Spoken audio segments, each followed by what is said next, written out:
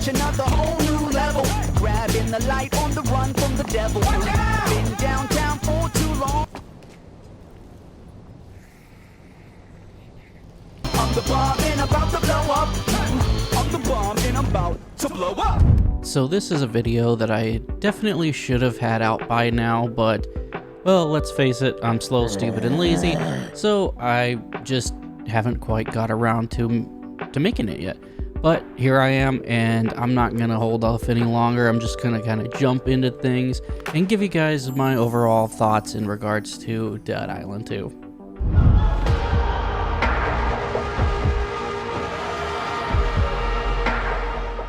Now, I struggled a little bit with how to intro this video because obviously Dead Island 2, it's the sequel to Dead Island 1, and Dead Island 2 was in development hell for so long. And recently, about within the last year or so, I went back and actually replayed Dead Island 1 just to sort of relive some nostalgia. I remembered it being a good game, and that was about it. I remember, having fun killing zombies on Xbox, but I didn't really remember any of the specifics about the game.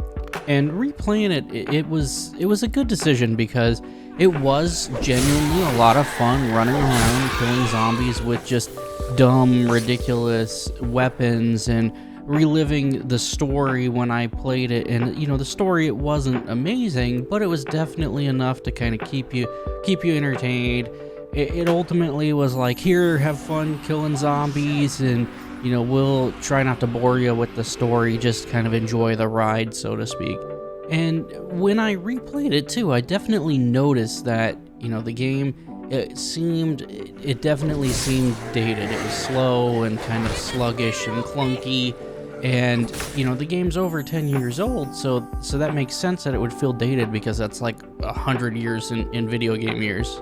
And for years, people like myself who enjoyed the first game, we wanted a sequel. And like I said, the sequel was just in development hell. And it was even canceled a few times, and there was even that trailer that came out and blew everyone's minds, and then the game got canceled again. The trailer, which I used the song in the intro, I use that in this video here. But finally, magically, Dead Island 2, it came out. It seemed like a dream. It actually was real and actually got released. It was pretty insane. And so now that it's out, how is it? Well, my official review is it's the right amount of stupid.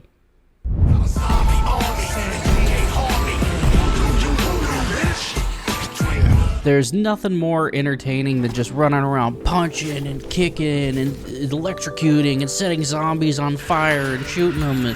And there's just nothing more entertaining than a game that just says, here's some goofy weapons, here's some goofy abilities, and just go have fun killing zombies. And it's just, a reimagining of the first game. It just takes that and modernizes it. It makes it much faster and smoother, but keeps that core element of just have fun killing zombies. That mindless zombie killing is what the first game was based on. And with this game, you can tell that they didn't exactly try to reinvent the wheel, but that's because they didn't have to. They just said, here's some mindless zombie killing, have fun. And to be honest, I think that's great that they didn't try to just completely change the series and make it a completely different type of game than what it was intended to be. Now, speaking of the kooky weapons in the game, I think the weapon variety for the game it's perfect, especially when you add in some of the mods that you could add to the weapons. The updated smoothness of the animations is nice, although there is sometimes like a animation lock. It happens once in a while during some of your attack animations. It's more annoying because you want to move and you get stuck in place for a second. But it's pretty minor as a complaint. It's more of a momentum killer with your movement. And especially since the rest of the game, feels so smooth, it just seems annoying for a brief second, but again, it's not that big of a deal overall. I did see as well some people complain about how the guns felt in the game. I don't really understand that, but maybe I just adapted to them. Guns in video games anymore, they're so unrealistic. It's more like a magic wand that goes bang than an actual gun. And personally, I don't care that much as long as it's fun. So maybe I just adapted. But some people like, you know, a little bit more feedback or realism in their weapons. Personally, you know, I think I just adapt to that a little bit easier than some people who might care more about that realistic feel.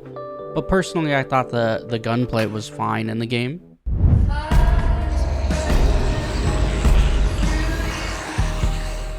Now, graphically too, the game it's pretty solid. It looks pretty good overall. I wouldn't say it's mind-blowing or anything, but it's definitely up to par with the times. And I think the art style of the game is nailed, and I think the sort of LA aesthetic is perfect. As I said, the game takes place in LA, or as they call it in the game, Hell-A.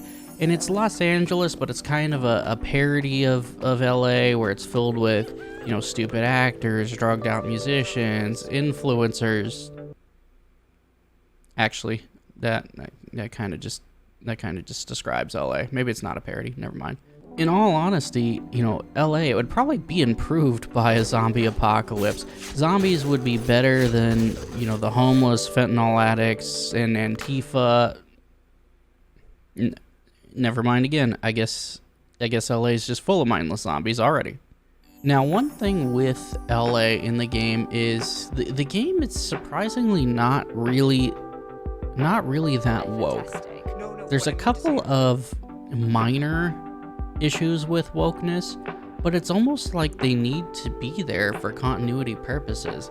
And the biggest thing that it's really obvious is that rainbow crosswalk, which is very LA, but if there was no woke references at all, it would almost not feel like LA. It would just feel like you know, another tropical place. It would almost not feel real. But it's kind of nice that they included a little bit. I'm as anti-woke as anyone else, but it is nice for a little bit of continuity's sake. And there's times where it's almost like they're making fun of wokeness, like some of the meathead jocks who are working out. Like, those guys are dumb, and you would expect them to like use those guys to be making like some greater point, hashtag BLM, but no, they're just dumb meatheads, and that's fine. And again, it's wokeness, it ruins so many games, but when you're using a place like California, I think it's a useful tool to implement it a little bit, just for that sort of continuity's sake. So I actually like the decisions that they use in regards to the wokeness at the right times, if that makes sense. Now, I did play the game on mouse and key.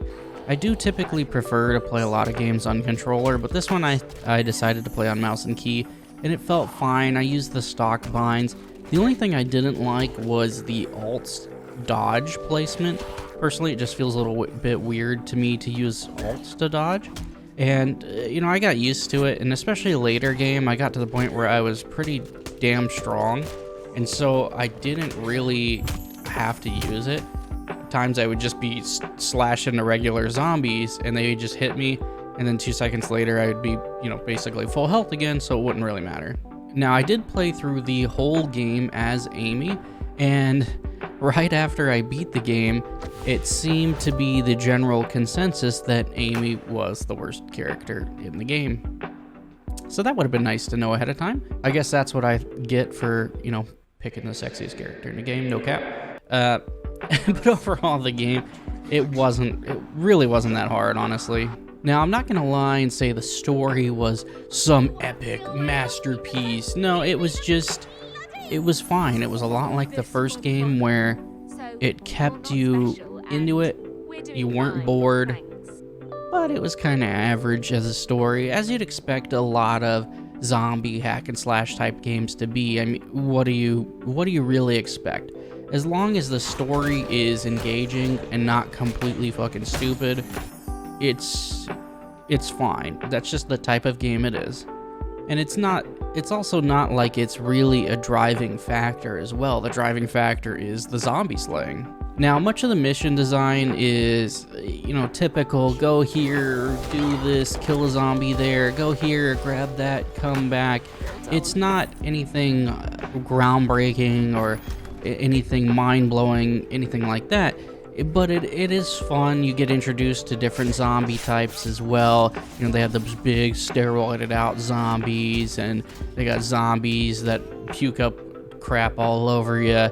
And different zombies have different immunities, things like that. It's pretty standard, and it's pretty similar to the first game as well. But again, it's fun to just run around and go kill zombies for a little while. On one of the missions as well, there's this like toxic sludge filled pool, and a pile of zombies just run in and attack you. And I didn't even use my weapon the whole time. I was just running around the pool, just kicking zombies into it, just fucking get in that pool. Because then they die to that toxic sludge because they didn't have the immunity to it. And it was just so stupid, but it was so funny every time. Just get in the pool, get in the pool. That encounter, like I said, I honestly don't even remember if I used my weapon at all. I think I just used sprint and kick the whole time. It was so stupid, but it's like, man, I could do this for hours. Now, going back to the story for a sec, though, the only real problem that I had with the story is it's not very well resolved at the end. You can tell it's kind of obviously set up for further DLC, or maybe they're planning on making another sequel. Like, it kind of goes how you expect it, and then there's this random awkward ending. It's a little weird, but again, you can tell that they're setting it up for something in the future with these people who have told you more about the powers that you've unlocked being immune to zombies.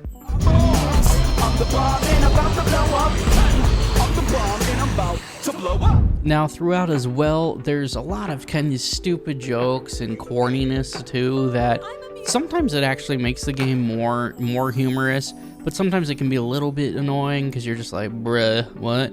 But again, overall, it's a very minor detail in the game. Now, another big problem that I have with the game, this is honestly one of my bigger problems with the game, is that you had to get it through Epic using the Epic launcher, and I hate using Epic. I don't want to give any more of my money to the CCP, but it's basically just what you have to do anymore to be able to play games. At least when Epic steals all my data and reviews all my data, their server should be destroyed by all the porn files. So there is that. All the porn viruses should wreak havoc on the CCP. Now, one thing I want to mention as well is I know that a lot of people, a ton of people reported having issues with the game as far as like stability at launch, especially on PC.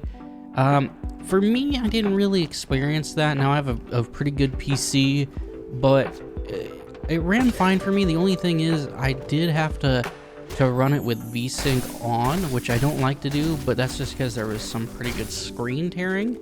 Locking it at 60 frames, it's not ideal, but when I did that, it was buttery smooth. I didn't really have any issues. The game basically never crashed or anything like that. I think I had 1 or 2 crashes, and it was in one specific spot, and it was only while I was recording something. So it's like all of those factors combined. But other than that, once I turned VSync on, it got rid of that main issue, which was the screen tearing. So, that was really it for me. And I'm sure with more patches over time, it'll only get more and more stable. But personally, like I said, I didn't really have that issue. But, depending on what other people's setups were, they might have had it.